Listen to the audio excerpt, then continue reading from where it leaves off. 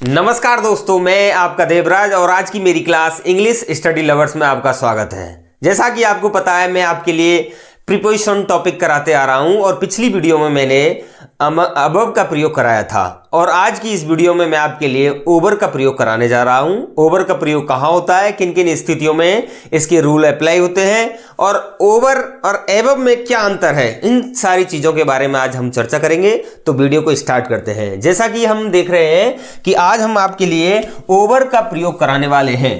Over में कौन कौन से रूल अप्लाई होते हैं, कहाँ कहाँ ओवर का प्रयोग होता है और कहाँ माइनर मिस्टेक में, माइनर थोड़ा सा डिफरेंस होता है ओवर और एबव में, वो अंतर हम समझेंगे इस वीडियो के माध्यम से।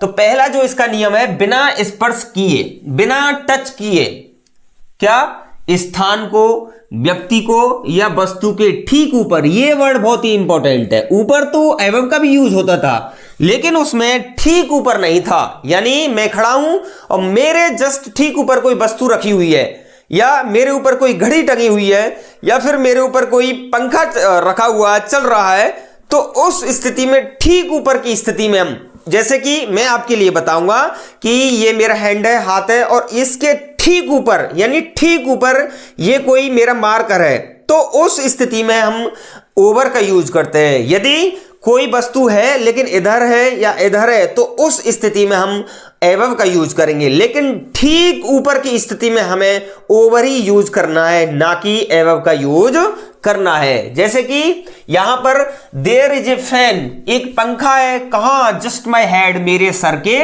ऊपर। यानी मैं यहां खड़ा हुआ हूं और यहां ठीक मेरे ऊपर एक फैन है, तो इस स्थिति में हम किसका प्रयोग करेंगे, ओवर का प्रयोग करेंगे। यदि यहां पर कोई इधर चीज होती या इधर चीज होती है तो दोनों ही ऊपर है, लेकिन यहां पर ठीक ऊपर की बात कर रहा है, तो इस स्थिति में ओवर, और इधर की साइड में और इधर की साइड में अगर यूज करेंगे तो यहां पर लगेंगे एबव का प्रयोग। और दूसरी बात इंपॉर्टेंट, जो डिफरेंस होता है, मेन डिफरेंस जो होता है एबव और ओवर के यूज में, वो सबसे बड़ा डिफरेंस ये होता है कि एबव के नीचे कोई पॉइंट नहीं होता है। यदि कोई प्रश्न आपसे परीक्षा में पूछा जाता है कि there is a fan over my head, तो यहां पर तो ओवर आ जाएगा। अगर उसने कहा there is a fan above in the ceiling, तो उसने वहां पर कोई पॉइंट नहीं दिया है। यानी यहां पर हम देखेंगे there is a fan above in the ceiling, तो यहां पर उसने कोई पॉइंट नहीं रखा है, इन द सीलिंग,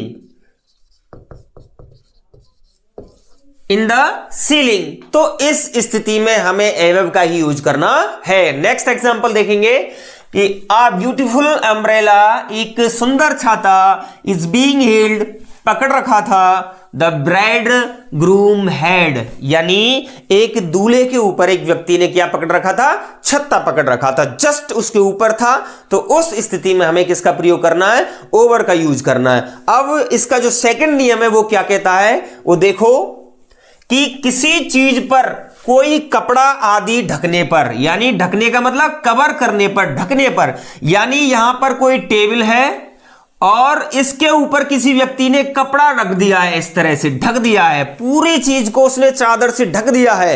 यानी मैं खड़ा हूं, मैंने अपना हैंडकरचीफ निकाला और उसको मेरी खोपड़ी के चारों ओर रख दिया, तो उस स्थिति में हम किसका प्रयोग करेंगे, ओवर का प्रयोग करेंगे।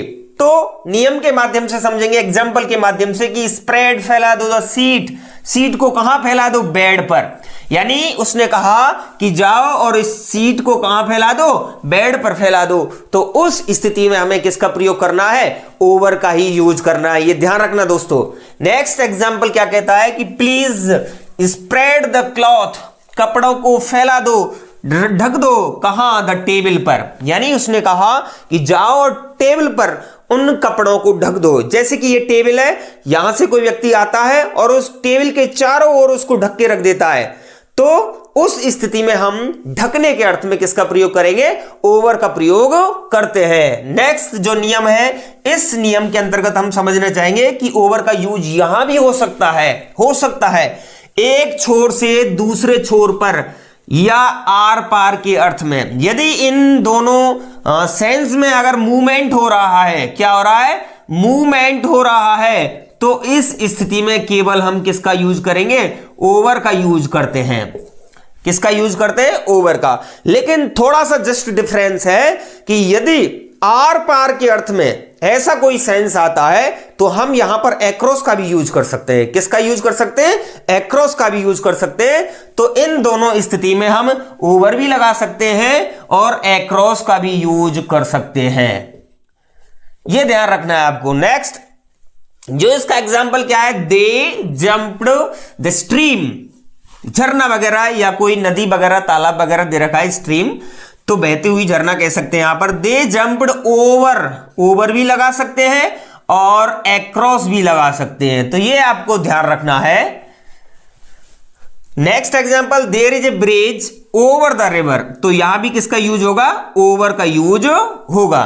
तो आपको ये चीजें ध्यान रखनी है। पहला नियम यह है कि जब कोई वस्तु किसी के ठीक ऊपर होती है तो ओवर का यूज करते हैं, और जब कोई सेंस ढकने का अर्थ दे रखा होता है तो उसमें भी ओवर का यूज करते हैं, और कोई जब आर पार के अर्थ में हो, आर पार के अर्थ में हो, तो उस स्थिति में भी, एक छोर से दूसरे की स्थिति में भी हम ओवर का यूज करते हैं। नेक्स्ट जो एक एग्जांपल है, उस ओवर का यूज यहां भी हो सकता है। नियम है कि ऑल ओवर यानी सर्वत्र या सभी जगह के अर्थ में, यानी वह कहना चाह रहा है कि जो ऐसा कोई अर्थ आए जिसका सभी जगह के अर्थ में सेंस हो, जैसे कि हिंदी हमारे पूरे भारत में बोली जाती है या कुछ क्षेत्रों को छोड़ के, लेकिन हम कह सकते हैं कि हिंदी पूरे क्षेत्र में बोली जाती है, इंग्लिश पूरे संसार में बोली जाती है, तो उस स्थिति में हम किसका प्रयोग करते हैं?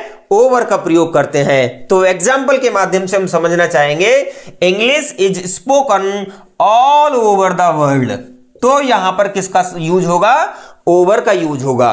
तो यहां हमने 4 नियम जो पढ़े हैं वो ओवर के हैं। ये जो नियम है इंपॉर्टेंट है, और ये दोनों भी नियम अपने आप में कुछ अहमियत तो रखते हैं। ये भी एग्जाम में पूछे जा सकते हैं।